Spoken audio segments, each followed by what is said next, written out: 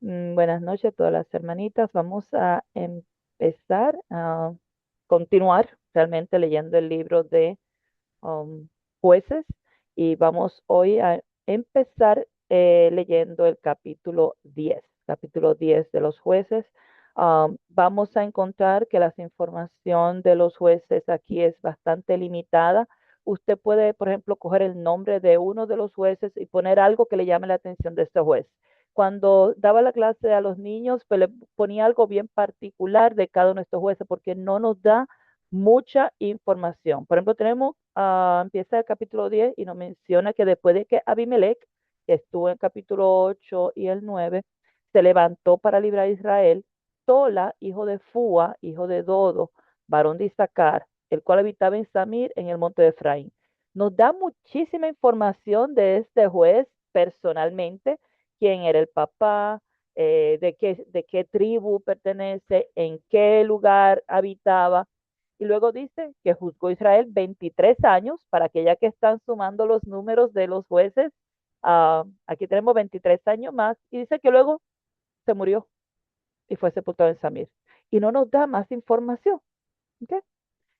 Tras él, después de Tola, se levantó Jair Galaadita, este era de Galaad, el cual juzgó a Israel 22 años. Se nos da mucho menos información. 22 años. Este tuvo 30 hijos. Algo particular de este Jair es que tuvo 30 hijos y dice que esos 30 hijos cabalgaban sobre 30 asnos y tenían 30 ciudades que se llaman las ciudades de Jair hasta hoy, las cuales están en la tierra de Galaad. Y se murió Jair y fue sepultado en Canaán. O sea, no tenemos ninguna otra información de estos jueces, pero podemos ver en la forma en que se levantaron los jueces. El pueblo estaba en pecado, Dios mandaba ese libertador, los jueces eran libertadores, se levanta este libertador y viene y empieza a defender al pueblo, lleva al pueblo a la guerra para que se defienda. Literalmente era lo que hacían estos jueces. Tenemos a Tola por 23 años y tenemos a Jair por 22 años. ¿Okay?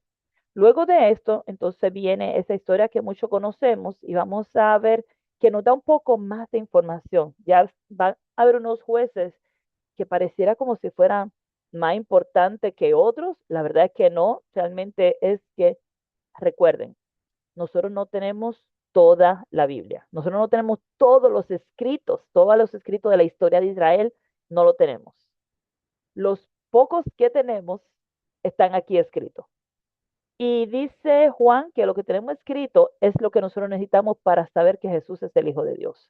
Así que no nos volvamos loquitas buscando más información de Tola, más información de Jair, porque la Biblia no lo dice, pues voy a buscar entonces en la historia y voy a buscar no sé dónde. Miren, no es necesario. Nos están contando en resumen, un resumen de la vida de estos jueces.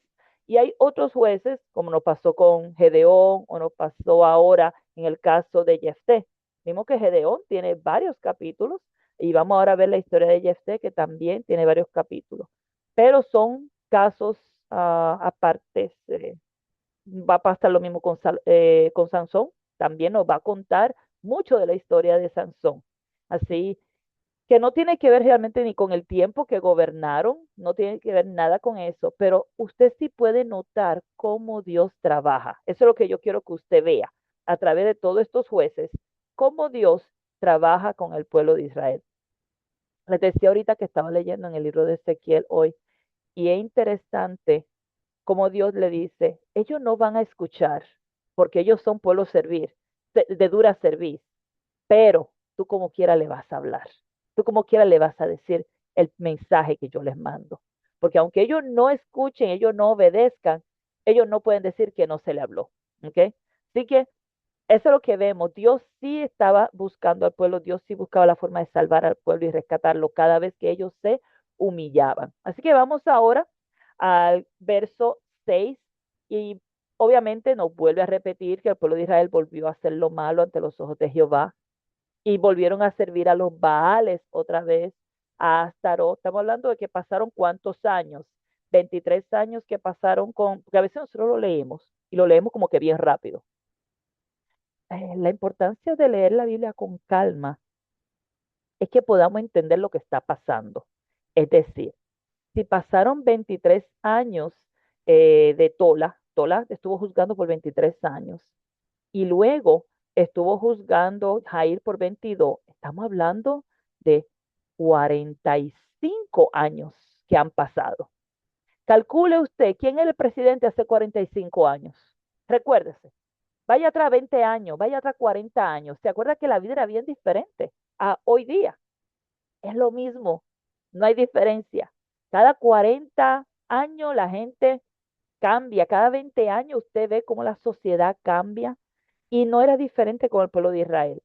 Y usted se va a dar cuenta que, por ejemplo, si vamos al capítulo anterior, en el capítulo 8, eh, cuando vemos que cuando Gedeón muere y nos dice, eh, Gedeón estuvo gobernando por cuánto tiempo.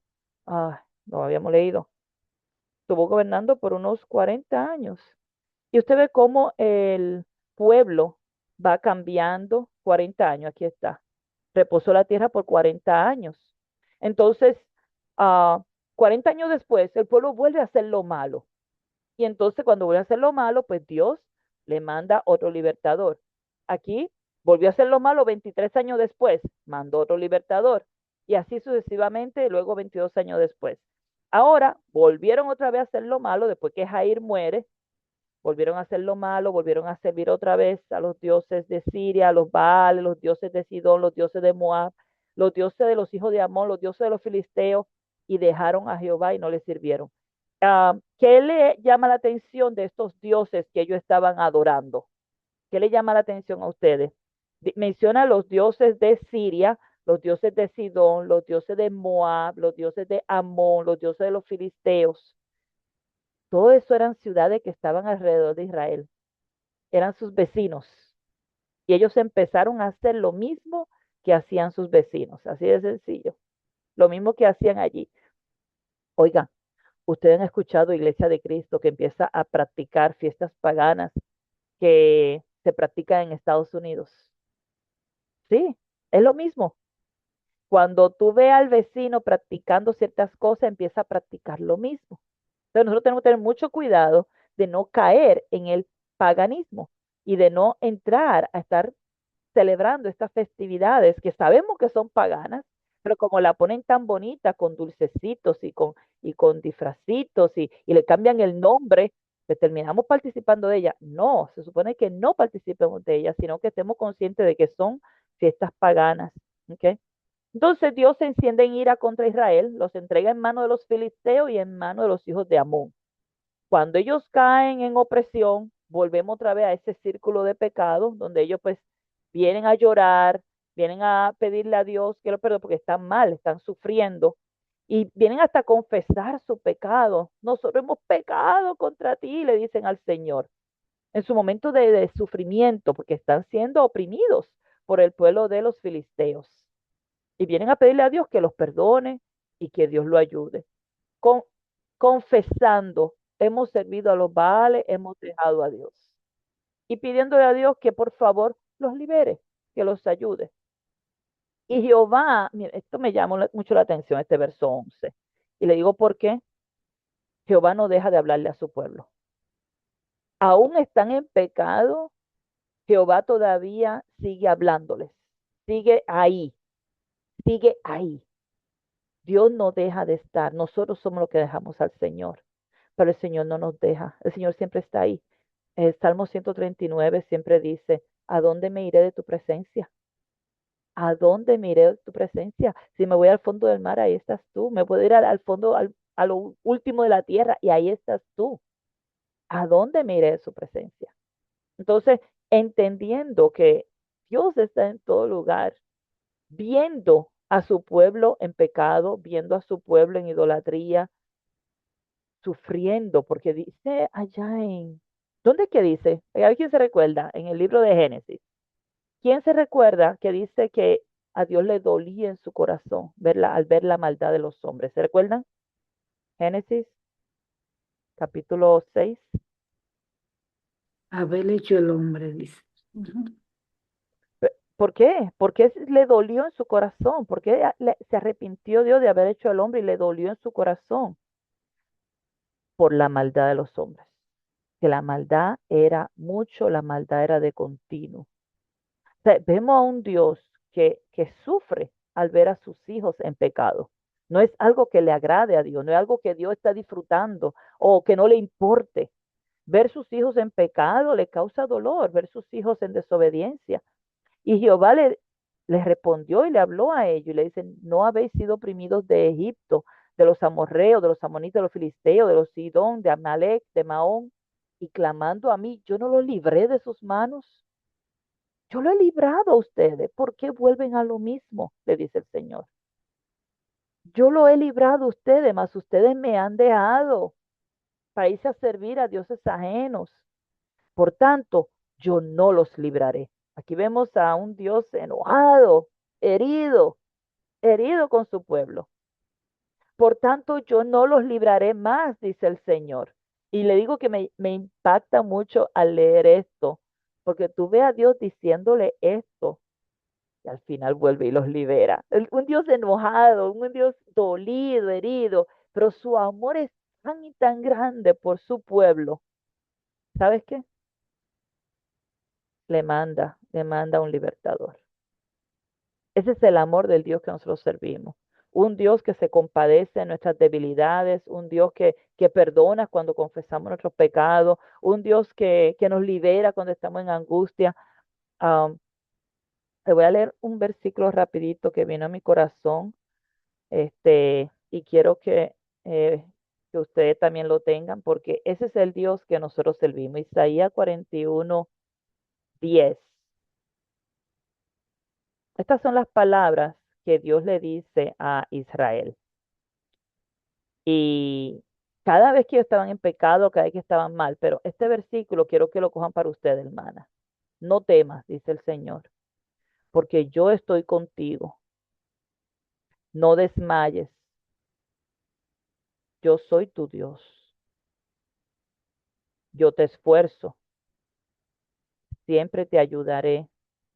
Cuando tú lees estos versos, tú te animas. Dice, siempre te ayudaré, siempre te sustentaré con la diestra de mi justicia. Y cuando tú lees a ese Dios, tú entiendes estos versículos cuando tú ves a Dios mirando a Israel y aunque ellos fallaron, vemos a Dios mandándole un libertador. Pues él le dice, yo no lo libraré más, anda y clamen a los dioses que ustedes tienen, vaya y háblenle a sus dioses y que ellos sean que los libren a ustedes de su aflicción. Vayan a esos dioses que ustedes están siguiendo.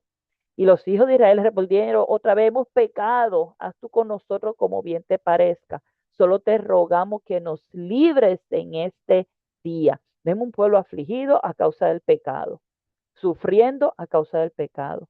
No sé cuándo le ha pasado a usted que alguna vez el pecado llega a su casa y usted está en ese dolor y en ese sufrimiento que solamente le dice el Señor, líbrame, líbrame en este día.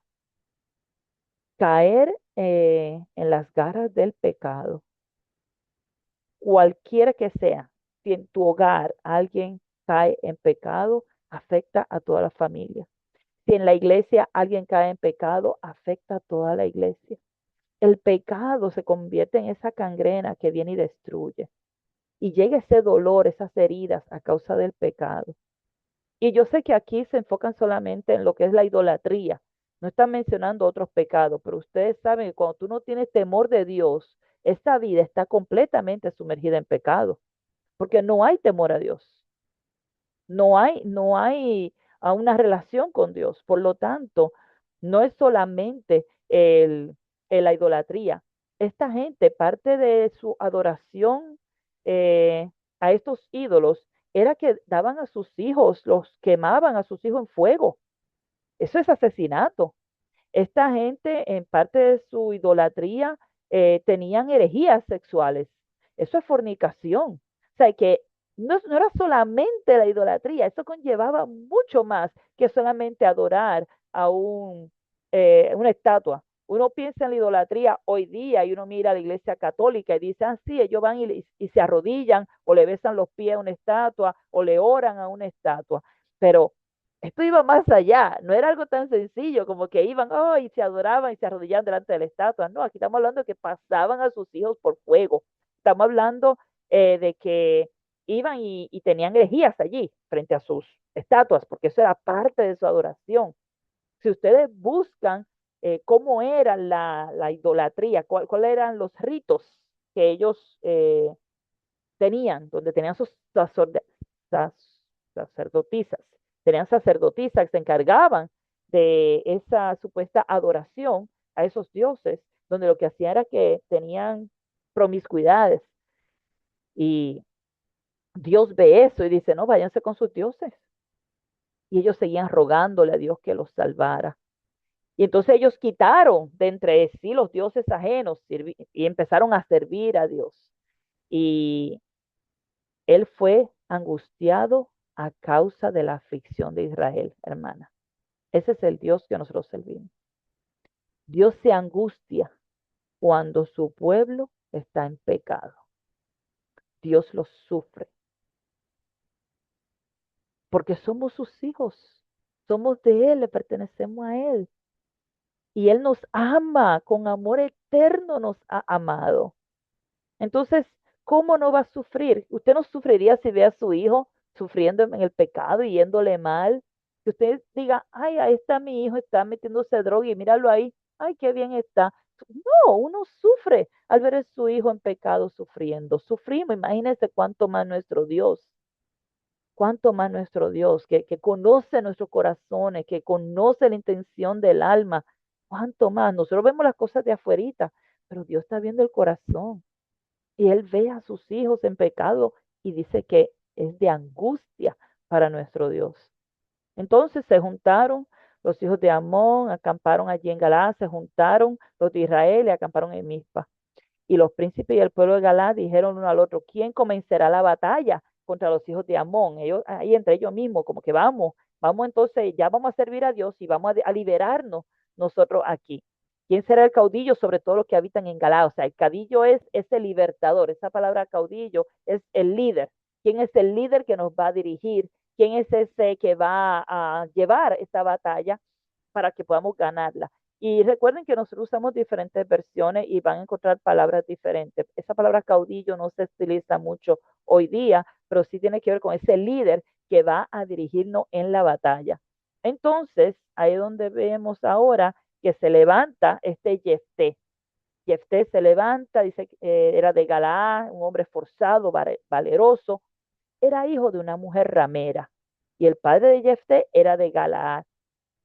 La Biblia hablaba algo en las leyes de que no tuvieran relaciones con las rameras. El pueblo de Israel no se supone que se contaminara. Pero acuérdese que el pueblo estaba viviendo sin ninguna ley. El pueblo no estaba, ninguna ley lo estaba gobernando. Ellos no estaban siguiendo la ley de Dios. Así que no es de extrañar que uno de Galaad estuviera viviendo con una ramera y era algo muy normal para ellos. Uh, también, porque una cosa es una concubina, otra cosa es una ramera. La ramera es por profesión, tiene de estar ahí, ese es su negocio, a ponerlo así, ese es su trabajo, de tener diferentes hombres. Sin embargo, la concubina pues, era una segunda mujer que este hombre tenía, como en el caso de Gedeón, que era este, Abimelech, que era el hijo de una concubina. Ok, pero la mujer de Galaad le dio hijos, los cuales crecieron y echaron fuera a Jefté. Un caso muy parecido, el caso del hijo de Gedeón fue al revés. El hijo de la concubina mató a todos los hijos de Jefté, de Gedeón, perdón, como ustedes recuerdan. Abimelech mató a todos sus hermanos, que eran 70. Pero en este caso, vemos que echaron fuera a los hijos de la esposa, echaron fuera a este hijo Jefté, diciéndole que no iba a heredar en la casa de su padre. Vemos otro caso similar a este con el caso de Agar y Sara. Sara echa fuera a Agar y al hijo y él no hereda con su hijo. El único que heredó en la casa de Abraham pues fue Isaac y fue echado fuera este, a Ismael y todos los demás hijos. Acuérdense que en total eran 8, pero el único que heredó fue Isaac. ¿Ok? Entonces, lo echan fuera porque era hijo de otra mujer. Jefté huye de sus hermanos y se va a la tierra de Tob y se juntan con él muchos hombres ociosos, o sea, hombres vagos que no tienen nada que hacer. Y literalmente se hace una pandilla, vamos a ponerlo así. Jefté era el líder de una pandilla de hombres vagos que no tenían nada que hacer. Y aconteció que andando el tiempo, cuando vino este revolú de que vamos a ir a la guerra, no encontraban quién iba a ser nuestro caudillo, quién va a ser nuestro líder. Entonces le dijeron a Jefté que fuera el líder de ellos. Jefté, tú ven y sé tú el líder. ¿Por qué llamaron a Jefté para ser líder? ¿Te han pensado alguna vez por qué llamaron a Jefté? Sí, Jefté resulta que era un hombre esforzado y valeroso. Y la razón que él estaba con esa pandilla fue porque sus hermanos lo votaron. Y esos hombres se le unieron, literalmente se unieron a él y eran no sé si pandilla, en otros sitios le llaman este, un grupo de delincuentes, literalmente. Este Jefté era un delincuente. Y le dijeron, ven, sé nuestro jefe. Y Jefté le respondió a los ancianos de Galaad, ustedes no fueron los que me aborrecieron y me botaron de la casa de mi padre.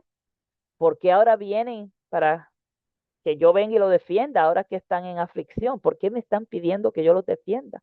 Y entonces le respondieron, por esta misma causa volvemos ahora a ti, para que vengas a nosotros y pelees contra los hijos de Amón y seas el líder, seas el caudillo de todos los que moramos en Galaad. Jefe le dijo, bueno, si me hacéis volver, ¿para qué pelee? Si usted quiere que yo pelee contra los hijos y Jehová los entregare delante de mí, ¿seré yo vuestro caudillo? Okay. Una cosa es que yo vaya a la guerra y pelee y defienda a ustedes, a que yo después sea el líder de ustedes. Porque cuando se acabe la guerra, ¿qué va a pasar conmigo? ¿Me van a votar otra vez? ¿O yo voy a ser su caudillo? Esa es la pregunta que él está haciendo. Bien interesante que Jefté trae a Dios a la conversación. Y dice, si Jehová los entregare delante de mí. Y usted no se está tirando el honor o la honra o decir, ¿sabes qué? Yo soy bien valeroso y yo voy a pelear y yo voy a ganar. Bien interesante que él les dice a ellos, si Jehová los entregare delante de mí, ¿seré yo su caudillo? Acuérdense que el pueblo fue a donde Dios buscando que Dios le ayudara. Dios le dijo, no lo voy a ayudar, que lo ayuden sus propios dioses. Y ellos empezaron a levantar entre ellos mismos y escogen a Jefté para que los ayude. ¿Okay? Entonces, viene y le dicen los ancianos que Jehová sea testigo entre nosotros si no hiciéramos como tú dices. Es decir, vas a pelear la batalla, si ganas la batalla, después de la batalla tú serás nuestro caudillo, tú serás nuestro líder. Y ellos están de acuerdo en que se haga así. Entonces, Jefté vino a los ancianos del pueblo y lo eligieron por caudillo y jefe. Y Jefté habló todas sus palabras delante de Jehová en Mizpa. Y envió jefe mensajeros al rey de los amonitas, diciéndole, ¿qué tienes tú conmigo que has venido a mí para hacer guerra contra mi tierra? Ahora él está hablando con una autoridad como un rey, como un líder. Recuerden que en ese tiempo, aunque no estaban señalados como rey, estaban señalados como un director de orquesta. Él es el que manda y el que decide. Literalmente, eso era lo que el juez hacía. No se le llamaba rey y realmente ni siquiera se llamaba jueces, se le llamaba libertador. Recuerden que ya ellos tenían jueces que hacían ese trabajo, pero él venía a ser ese jefe de todos esos jueces que ya estaban allí. Venía a ser ese manda más literalmente en el país. Y ahora él está mandando estos mensajes, pero con la autoridad como si él es el jefe. Por eso aquí le dice caudillo y jefe, ¿ve? Y le hacen esa aclaración. Este es el líder, este es el que va a mandar aquí. Ah, es interesante que cuando vimos los casos anteriores, vemos que Dios era que levantaba a esos ah, libertadores. Era Dios que lo escogía. Dios era que decía quién iba a ser. Esta vez el pueblo fue a buscar porque Dios le dijo, yo no lo voy a ayudar. Así que el pueblo, el que está haciendo este trabajo. Ah, el rey de los amonitas ah, le contesta a Jefté, por cuanto Israel tomó mi tierra cuando subió de Egipto. Mire lo que están recordando los de Amón. Recuerden que cuando ellos venían a través del desierto, ellos ocuparon las tierras de Moab y las tierras de Amón antes de entrar a la tierra de Canaán. ¿Ok? Si ustedes van al libro de Éxodo, Números, en el libro de Números, ustedes van a ver que ellos ganaron esas guerras y pelearon contra Amón y contra Moab antes de llegar a la tierra de Canaán, cuando ellos venían subiendo de allá de Egipto. Todas esas tierras que ellos pelearon, todos esos reyes, como el rey de Og, eh, ellos ganaron todas esas batallas y se adueñaron de esas tierras. Y ahora este rey le está diciendo, cuando ustedes venían subiendo de Egipto, ustedes cogieron mis tierras, así que ahora devuélvanme mi tierra. Lo que pasa es, si ustedes recuerdan, las tierras que Dios le prometió a ellos fueron las tierras de Canaán, no fueron las tierras de Moab y de Amón. Esas tierras no se las prometieron. La tierra era de Canaán. Si ustedes ven el mapa, ay, déjame buscarle un mapa. Si ustedes ven el mapa, van a notar que estas tierras quedan de, de este lado. Aquí está el río Jordán, aquí está, ay, aquí se ve diferente, espérate, mis manos se ve diferente. Vamos a buscar el mapa y así compartimos el mapa. Este, Amón y Moab y Canaán.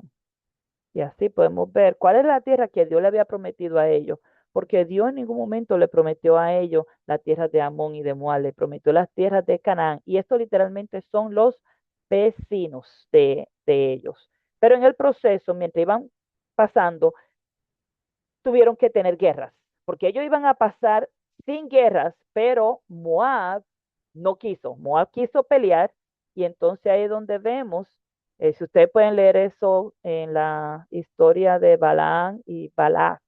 Balac era el rey y Balaam era el profeta en aquel tiempo. Okay.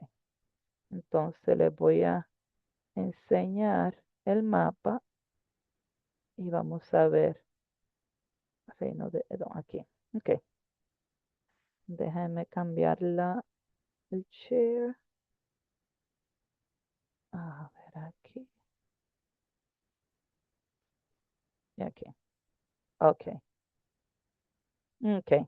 Si ustedes observan en este mapa, miren, la tierra de Canaán, esto que está aquí, esta línea, es el río Jordán. Esta línea aquí. Ok. Ese es el río Jordán. Aquí está la tierra de Amón. Aquí está la tierra de Moab. Ellos estaban por allá, por aquí, en Egipto. Y cuando ellos vienen, si ustedes miran, la tierra que se le da es desde el Jordán hacia el Mediterráneo. Estas son las tierras que Dios les prometió a ellos. Que es lo que ustedes ven que dice reino de Judá y reino de Israel. Eso que está en azul y eso que está en amarillo. Hasta aquí, hasta el gran mar, que hoy día se llama el mar Mediterráneo. Estas eran las tierras que le pertenecían a Israel.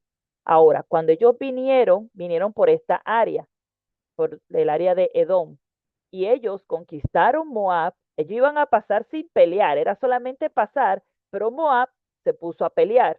Así que terminaron peleando, ganaron esas guerras y ocuparon, o sea, se hicieron dueños de esos terrenos. Igualmente pasó con Amón. Ellos se unieron para venir y pelear contra Israel. Y eso ya nosotros estudiamos todo eso cuando estudiamos allá en el libro de Números.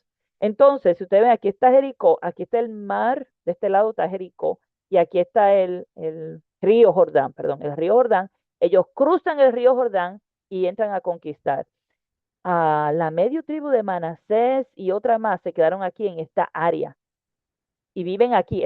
Efraín y la media tribu de Manasés, si mal no me equivoco, están aquí en esta área y se quedaron a vivir de este lado porque la tierra era muy fértil y les gustó vivir ahí, se quedaron ahí. Entonces ahora tenemos que ellos cogieron hasta más tierra de la que se supone que cogieran. Todos estos reinos son los mismos reinos que son idólatras, que están haciendo lo malo. Y ahora Israel, que está de este lado, está copiando todo lo que ellos hacen. Y eso es lo que estamos viendo ahora mismo en esta conversación. Y el rey le dice, devuélvanme mis tierras, porque cuando ustedes venían de Egipto, ustedes la ustedes tomaron mi tierra. Entonces, luego, ah, aquí Jefté volvió a mandar otros mensajeros y le dice, Israel no tomó la tierra de Moab ni la tierra de los hijos de Amón, porque cuando Israel subió de Egipto, anduvo por el desierto hasta el Mar Rojo y llegó a Cades. Entonces Israel envió mensajero al rey de Edom, diciendo, yo te ruego que me dejes pasar. Así fue como pasaron las cosas. Y ustedes pueden leer eso allá en el libro de Números.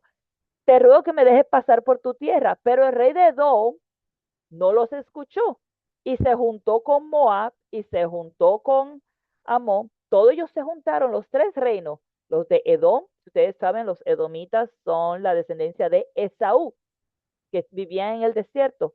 Los edomitas, los moabitas y los amonitas. Recuerden, los de Moab también son descendientes de Abraham. Ya eso lo vimos en el capítulo 25 de Génesis. Entonces, todos ellos que están en sus tierras, cuando le dicen déjanos pasar, ellos se unieron para pelear. Y entonces hubo guerra. Literalmente, Jefté le está dando aquí una clase de historia a este rey que no sabe lo que realmente pasó. Y le dice, ustedes no nos dejaron entrar y eh, se unieron. Después, yendo por el desierto, rodeó la tierra de Edom, la tierra de Moab, viniendo por el oriental a la tierra de Moab, acampó ahí al lado de Arnón y no entró en territorio de Moab, porque Arnón es territorio de Moab. Y envió Israel mensajero al rey de los amorreos, al rey Esbón, dice, te ruego que me dejes pasar por tu tierra hasta mi lugar. Literalmente eso fue lo que pasó, pero estos reyes no lo dejaron pasar. Y por eso fue que tuvieron que tener estas guerras, porque era la única forma de pasar. No era el plan de Dios que Israel peleara con estos pueblos, no era el plan, Dios quería que ellos pasaran y por eso pedían permiso para pasar. Ellos se juntaron, los tres reyes se juntaron a pelear contra Israel y obviamente perdieron esas batallas. Así que esto es lo que Jefté está contando aquí en estos versículos, de cómo ellos se juntaron para pelear y pues perdieron. No quisieron llegar a un acuerdo. Y ahora resulta que dice, ah, no me importa y no te voy a liberar. Así que este verso 29, estoy estudiando esto en otra clase con unos hermanos, y dice, y el Espíritu de Jehová vino sobre Jefté. Ahora vemos la aprobación de Dios para trabajar con Jefté. Vemos que al principio el pueblo fue que lo escogió, pero ahora vemos que el Espíritu de Dios vino sobre Jefté. Es decir, hay una aprobación de parte de Dios para que Jefté se levante a dirigir al pueblo en batalla. Y um, algo muy interesante que vamos a ver, yo creo que ya lo habíamos mencionado antes, de que aunque el Espíritu de Dios vino sobre Jefté, Jefté todavía está pensando en las prácticas paganas. ¿Ok? Todavía está pensando en las prácticas paganas, que era lo que se acostumbraba a hacer allí en Israel en ese tiempo. Jefté le hizo un voto a Jehová. Y la palabra habla de que no hagamos voto y que si hacemos un voto, que cumplamos con ese voto, porque si no, somos deudores delante de Dios. Así que él decide hacer este voto y dice, si entregares a los amonitas en mis manos, cualquiera que saliera de las puertas de mi casa a recibirme cuando regrese victorioso de los amonitas, será de Jehová y lo ofreceré en holocausto. Cuando Dios ha pedido que se le ofrezca una persona en holocausto. Eso no era una costumbre del pueblo judío. A la vez que Dios le pidió a Abraham que ofreciera a su hijo, había un propósito envuelto y era probando la fe de Abraham. En la ley, en ningún lugar se le pedía al pueblo de Israel que hiciera sacrificios o ofreciera holocausto de personas. Eso era algo que hacían los pueblos paganos que estaban alrededor. No era la costumbre de Israel. Y vemos ahora a Jefté, que ha estado toda su vida viendo como algo muy normal el sacrificar personas. Más adelante sabemos que quien sale al encuentro es su hija, ¿verdad? Eso está en el verso 34.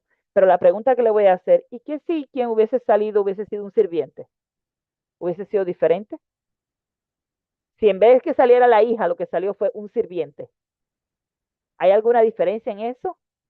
La práctica es cerrada como quiera, no hay ninguna diferencia, no hay ninguna diferencia. Es una práctica pagana sacrificar personas. Así que vamos a encontrar allá afuera muchas opiniones de que sí lo mató o no la mató, que si él lo que hizo fue que le entregó al templo o no le entregó al templo. Bueno, cada una de ustedes a través del estudio va a llegar a sus propias conclusiones. ¿Por qué? Porque no estamos para tratar de traer algo que la Biblia no dice. Así que vamos a enfocarnos solamente en lo que la Biblia dice, no en las muchas teorías que se pueden encontrar allá afuera. Jefté fue, peleó, Jehová los entregó en su mano. Recuerden que las batallas siempre las pelea el Señor, eso lo hemos hablado antes. No es que estos jueces tengan nada más poderoso, está el Espíritu de Dios y está el Señor peleando esta batalla. ¿Ok? Y eso lo hemos hablado antes con otros jueces. Él hizo un voto a Jehová. La palabra dice que si tú haces un voto a Jehová, tú debes cumplirlo. Ya lo hemos estudiado antes, no lo vamos a estudiar hoy. Pero si haces un voto, mejor es que no hagas voto y no que hagas un voto y después no lo cumplas. Ah, hoy día yo sé que a la gente no le importa mucho esto. Usted ve muchas personas que hacen voto de amarse hasta la muerte y luego se divorcian. Usted ve gente que dice, voy a estar aquí en las buenas y en las malas, y cuando está en las malas deja a la mujer y se va. Voy a estar aquí hasta que la muerte nos separe y la mujer se pone gorda y la deja por una flaca. Y así sucesivamente podemos encontrar muchísima gente que rompen sus votos. ¿Okay? Encontramos personas que hacen un acuerdo para un negocio, lo que sea, y luego se van con el dinero. O sea, muchísimas personas que no les importa hacer un voto. Los votos tienen que ver algo con honor. Si tú prometes algo, tú lo vas a hacer porque tú lo prometiste. Ese es el honor de hacer un voto. Bueno, dice que Jehová los entrega en su mano, gana la batalla y luego viene a su casa. En el verso 34, cuando llega a su casa, he aquí su hija que salía a recibirle, con panderos y danzas. Y ella era sola, su única hija. No tenía fuera de ella hijo ni hija. Y cuando la vio, se rompió sus vestidos, diciendo, ay, hija mía, en verdad me has abatido. Y tú misma has venido a ser causa de mi dolor, porque le he dado palabra a Jehová y no podré retractarme. Ah, estos versos son muy importantes para que no llegamos a ninguna otra conclusión. Dije que te iba a ofrecer en holocausto a la primera persona que se le dé en mi casa. Y yo he dado palabra a Jehová y no podré retractarme. Ella entonces le respondió, Padre mío, si le has dado palabra a Jehová, haz de mí conforme a lo que prometiste. Wow. O sea, esta joven entendía lo que es dar la palabra a Dios. Esta joven entendía la profundidad de lo que era un voto, de lo que era una promesa, de lo que es yo comprometerme con algo. Si yo dije que iba a hacer algo para Dios, yo no puedo retractarme. Y le dice, haz de mí conforme. Ella no sabía lo que su padre había prometido. Ella dice, lo que prometiste, hazlo. Ya que Jehová ha hecho venganza en tus enemigos, los hijos de Amón. Y volvió a decir a su padre, concédeme esto, déjame por 2 meses que vaya y descienda por los montes y llore mi virginidad, yo y mis compañeras. Y entonces dijo, ve, y la dejó por 2 meses. Ella fue con sus compañeras y lloró su virginidad por los montes. Pasados los 2 meses, volvió a su padre, quien hizo de ella conforme al voto que había hecho. Y ella nunca conoció varón. Y se hizo costumbre en Israel que de año en año fueran las doncellas de Israel a endechar a la hija de Jefté, Galadita, 4 días en el año. ¿Qué quiere decir la palabra endechar? Si nosotros buscamos otra versión, dice conmemorar. Por ejemplo, esta versión de Nueva Versión Internacional dice conmemorar la muerte de la hija de Jefté de Galaad. Eso se convirtió en una costumbre de que todos los años, por 4 días, las muchachas de Israel iban a conmemorar la muerte de la hija de Jefté. Algunas personas dicen que esta versión de la Nueva Versión Internacional está mal, de que ella no murió, sino fue que Dios la entregó para que fuera a servir como entregaron a Samuel. Tratan de comparar un caso con el otro, pero Samuel, la mamá iba y lo visitaba en el templo. No, nadie tiene que hacer conmemoración de Samuel porque Samuel estaba en el templo. Samuel vino a ser un gran líder en Israel y nadie tenía que hacer memoria ni hacer una conmemoración de él, si es que él estaba solamente en el templo. Si él estaba en el templo y su mamá iba todos los años y le llevaba una túnica y lo visitaba porque estaba en el templo. El templo no es una cárcel, ¿ok? Y él salía del templo y hacía cosas fuera del templo. Así que esa teoría podemos quitarla. No, no creo que la gente cada año estuviera haciendo una conmemoración de una persona porque estaba en el templo. Por favor, no hace sentido. Pero sí hace sentido el hecho de que él cumplió con su voto, que dijo que iba a sacrificarla en holocausto, y él la sacrificó en holocausto, y él, cada año, las mujeres allí hacían esta conmemoración de esa muerte. Ya para la próxima semana vamos a estar um, estudiando un poquito más de Jefté, pero no vamos a continuar hoy porque el tiempo se nos ha acabado.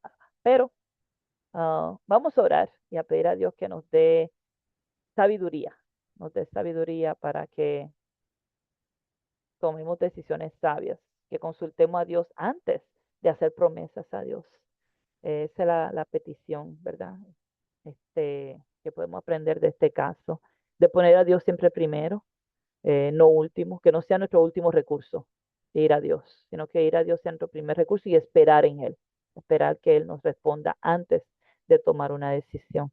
Lenny, ¿no quieres ir en oración para terminar, por favor?